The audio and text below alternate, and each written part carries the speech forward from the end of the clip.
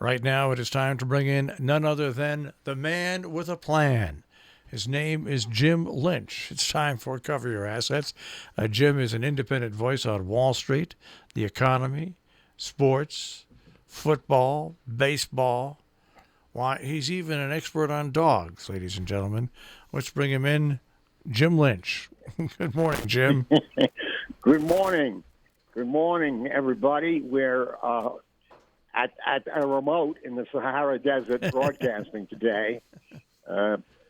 Certainly feels that way.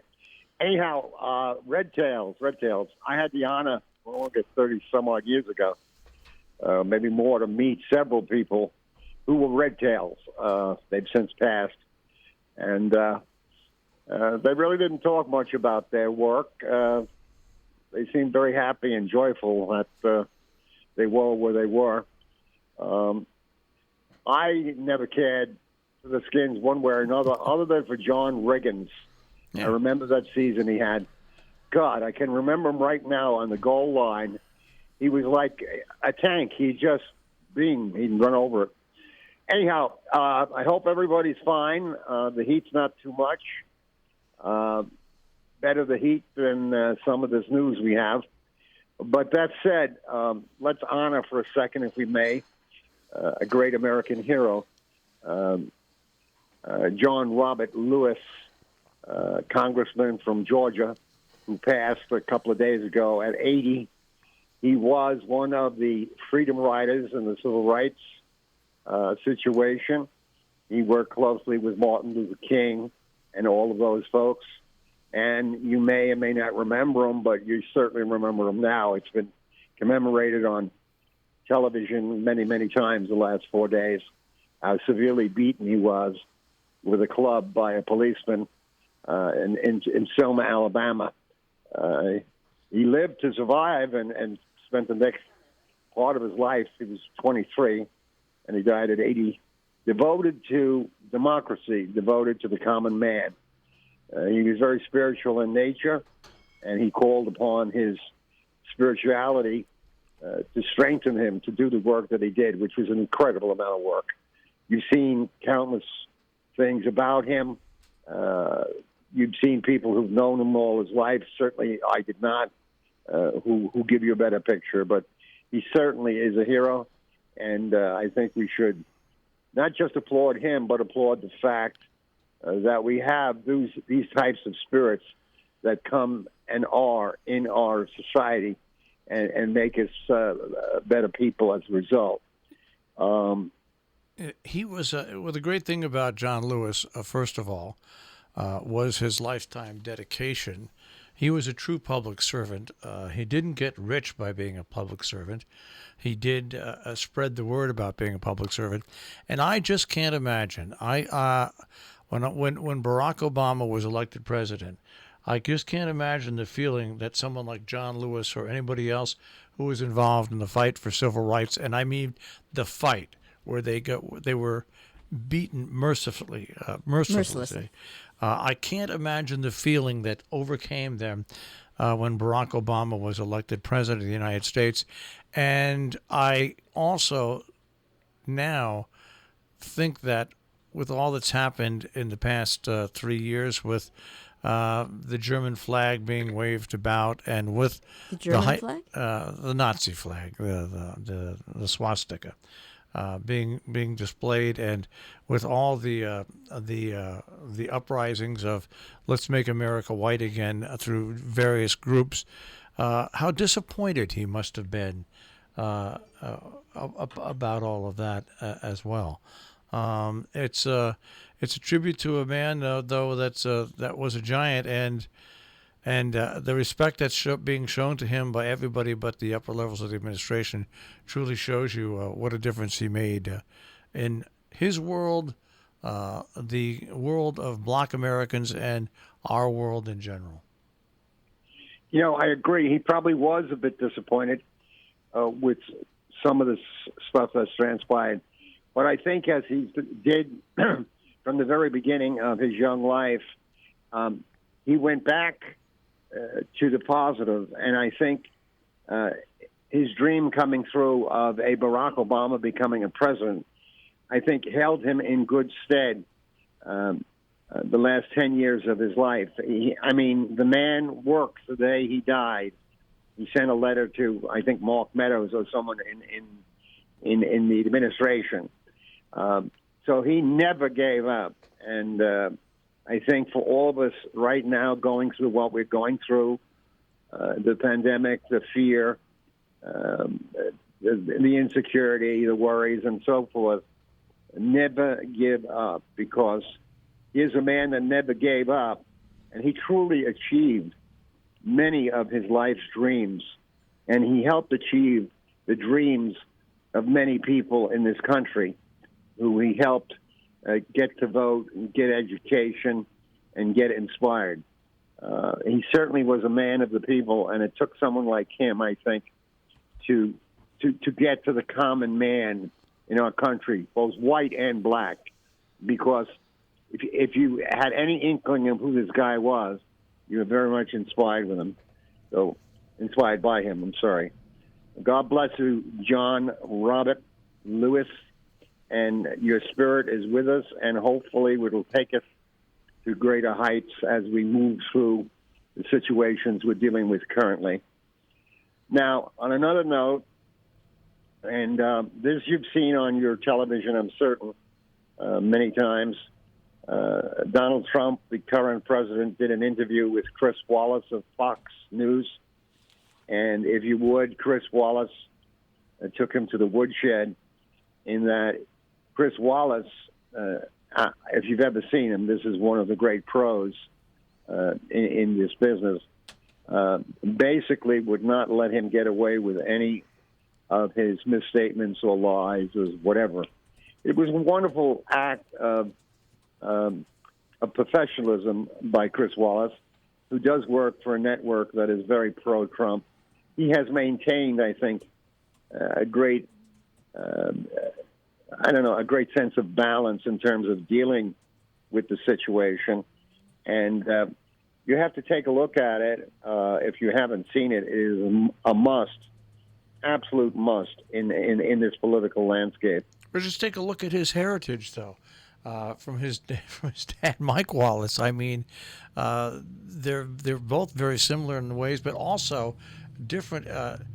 Chris Wallace is different than his dad because it's a different time. Well, he's what I thought the funniest was that Chris Wallace's son, because obviously he and the president have gotten into it prior to this before, and the president said cruddy things about him, and once apparently tweeted that he was I love saying tweet that he was nasty and obnoxious, and his son, Chris Wallace's son, responded to Chris Wallace. And this did come out in the interview. Well, he's wrong about nasty, but you can be obnoxious.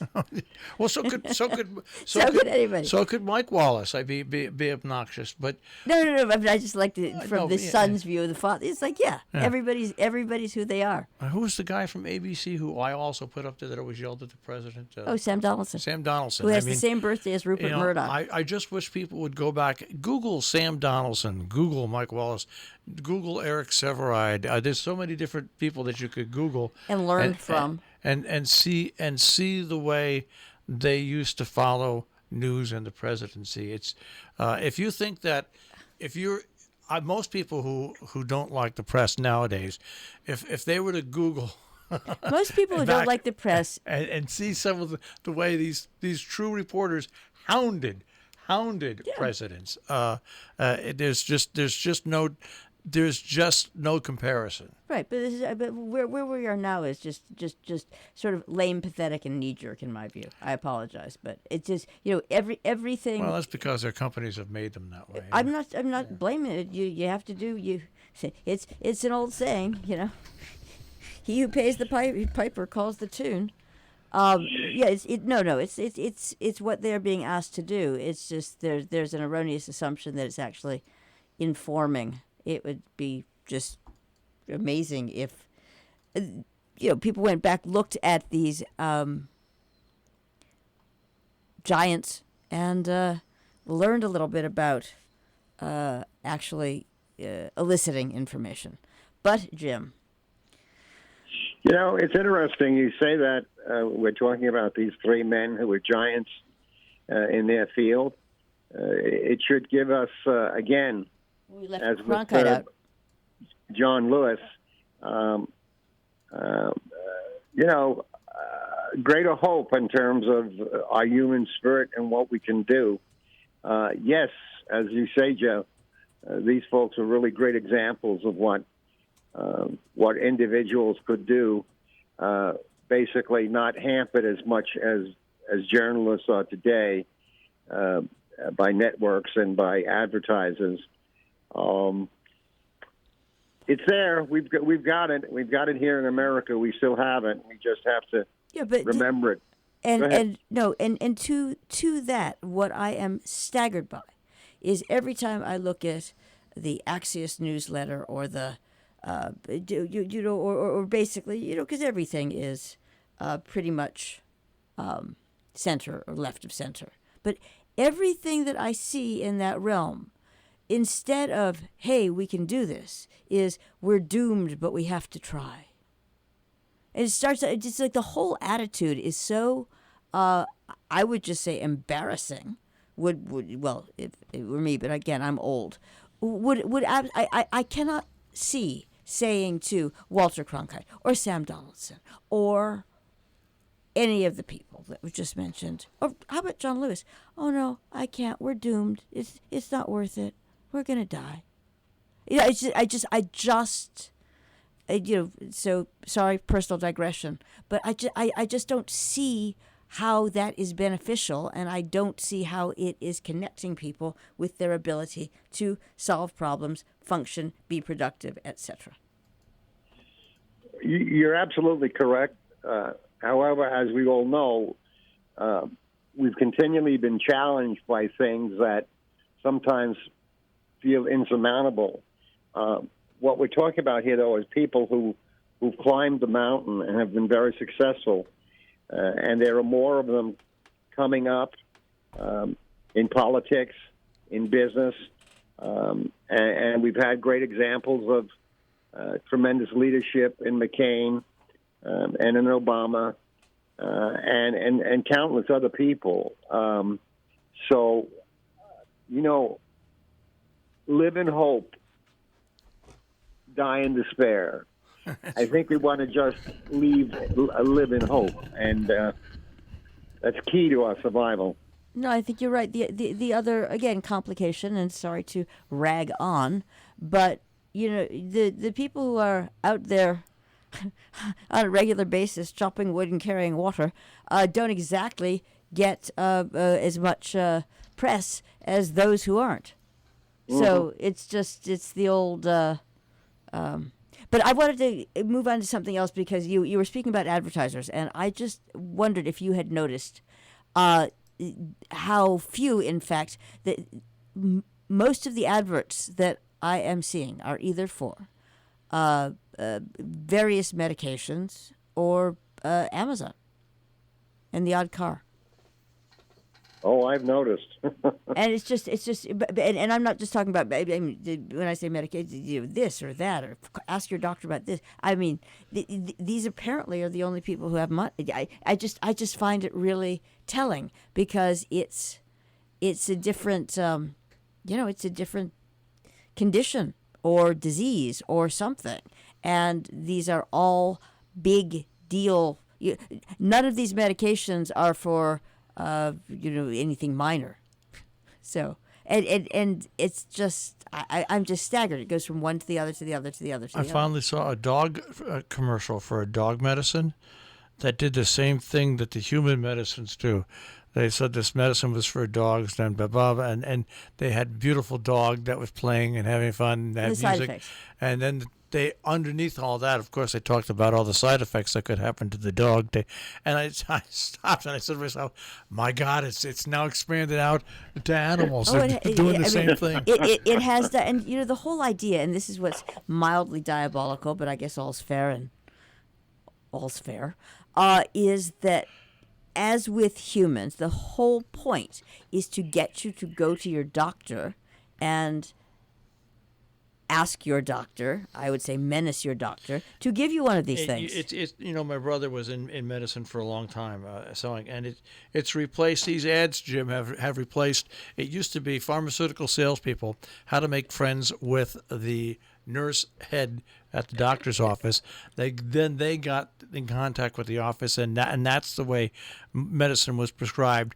Nowadays, major pharma has completely gone around that and just goes directly to people to harass their doctors for their medicine. Whether or not it's good for, but it looks good, it sounds good. It's like, hey, haven't you tried?